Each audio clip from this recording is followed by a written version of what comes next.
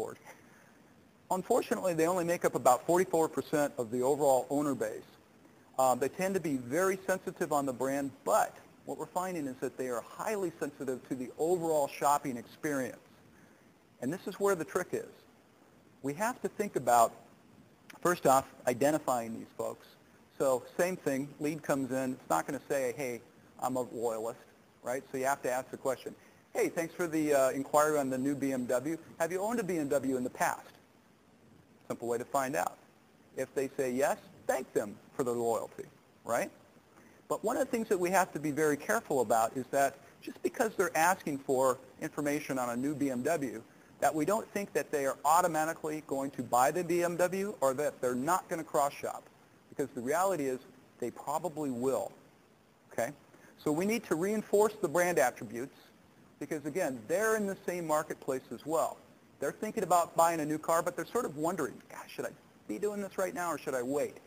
Reinforce to them that, yes, this is a good time to buy a BMW. Reinforce to them your brand attributes, okay? But the other thing that you want to do is reinforce why they should buy that BMW from your store versus the BMW store down the street or in the other market, okay?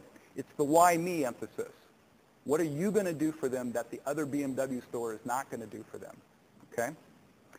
The other thing that you want to do is get to the point about the deal specifics. You don't need to spend a lot of time selling the brand attributes of the vehicle. They're already there. But what you do need to do is get to the point about the deal. And this group in particular tend to be very focused on transparency, right? They don't want to feel like they're getting pushed around. They don't want to feel like you're going to, do some of the typical stuff. You've got them. Just pull them through. Be straight up with them. Transparency rules here. Now the third group, which is the largest group of all, is called the defectors, okay? One of the things to be mindful of is that overall we're finding people are moving around from brands to brands a lot more than ever. It's about 56% of vehicles or of owners that go back into the market are switching brands. Okay, now that's not surprising. And we might look at this as a glass half empty. If we're selling whatever we're selling, customers are moving away from that brand. Look at it the other way, because you've got as many people coming in to look at your brand as you probably have going out, okay? Think about the marketplace today. The guy that's bought a Ford all his life is probably now thinking about buying a Toyota or a Nissan or a Honda, okay? So if you're selling those brands, there's opportunity. But there's also people that are considering buying a Ford that have never bought a Ford before, right? So we need to be thinking about this from both directions. Now again, this is your largest opportunity in terms of conquest. As a group, these are the folks that are most interested in the brand attributes. So what you want to do is try to identify these folks right up front. Again, ask them those questions, right? Have you owned this particular vehicle before? Are you a first-time buyer? No, no. Okay. You probably have a defector. What kind of vehicle are you driving now? Got a Honda. They're asking for a BMW. Okay, tells you what you got. What do you need to do? You need to go into selling the attributes of the brand. Why me and why make? Why should they buy your product? Why should they buy it from you? Okay? Use your third-party information. What I mean by that is go to some of the third-party sources out there that have really good information about these different products. Build them right into your templates. Okay? Really simple to do. It's better to have somebody else reinforce the brand attributes than you doing it. And it's simple to do. Now, how do we want to talk to these folks? First off, you probably want to make the default assumption that everybody is cross-shopping your vehicles right now, because there is a lot of that going on. What you want to do is make sure that you are talking about why your particular dealership is the best choice for them to buy that vehicle, and above all, transparency. There's that word again, transparency. Okay? So what does that mean? That means this group as a whole, they're looking for somebody that they can do business with. They might be looking at 4 or 5 different brands.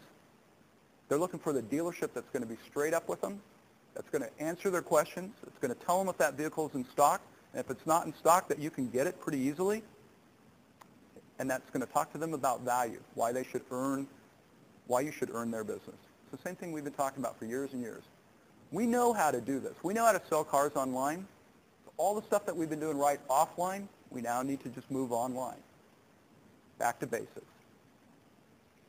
Okay, last thing we want to talk about is a subject that a lot of folks will be talking to you about today, which is measurement. Okay? Now, we've all heard this. We've all heard it a lot, and I know that most of us are doing measurement of some kind. We want to maybe put a different light on it. Why? Because, again, I think our marketplace is a little bit different today, right? If you're the CFO in your dealership, or if you're the dealer principal, you're looking at things a little bit differently. It's important that we all become aware of that. We've talked about this type of thing a lot. If you can't measure it, you're guessing, okay? So if you're not measuring, you need to measure. If you are measuring, make sure you're measuring the right things in the right way. The key thing is, again, if I've got fewer dollars to deal with, what should I be focused on? Where do I spend those very precious dollars? Well, I think what we said earlier is that we want to make sure that we're getting in-market, low-funnel opportunities, okay? Which sources should I look at? So let's do a little pop quiz here. So we've got 4 different providers, A, B, C, and D, okay? Which one's our best opportunity? Which one is our most efficient spend of our money? Hey, is it? Maybe. Bingo. Now look at it. Which one's our most efficient spend of our money? Depends on what numbers we look at, right? How about this one? Which is our most efficient spend of our money? We still don't know. Here's the rest of the pie. One of the things we should be looking at is our net return on dollars, okay? I guarantee you this is how your CFO, this is how your dealer principal is going to look at this. And the point I'm trying to make here is that it's not all about closing rates. There's a lot more to the equation. How do we get the most efficient spend of our dollars? There's another piece of the puzzle that we need to look at as well, which is per vehicle retail. Now, we all talk a lot about this, right? But what we want to do is we want to look at this in the same fashion that our CFO is looking at these, okay? So again, slightly different way of looking at measurement. Overall, keep in mind that data tells us that today dealers are spending $626 per new vehicle retail. That's a heck of a lot of money. It's the most it's ever been, okay? Should that be one of your benchmarks? Well, that's up to you guys to decide, but I think you know the answer.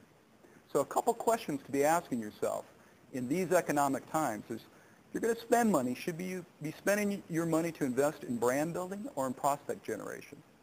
We talked about that one a little bit earlier. Should you be buying traffic to your website or should you be buying prospects? The reality is you probably need to make some kind of a blend, okay?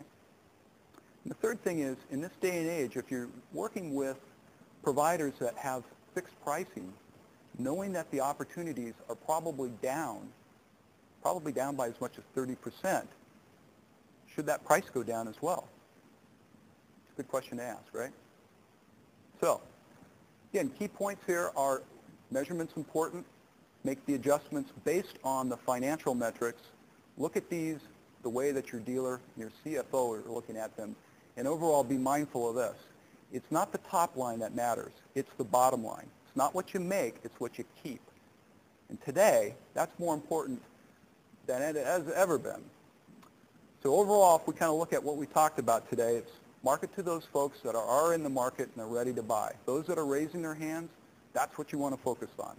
Adjust your message to make sure that you're mapping to what's on those consumers' minds today. Be sure that you maximize every opportunity that comes in the door. And finally, measure and adjust. Measure and adjust. Thank you.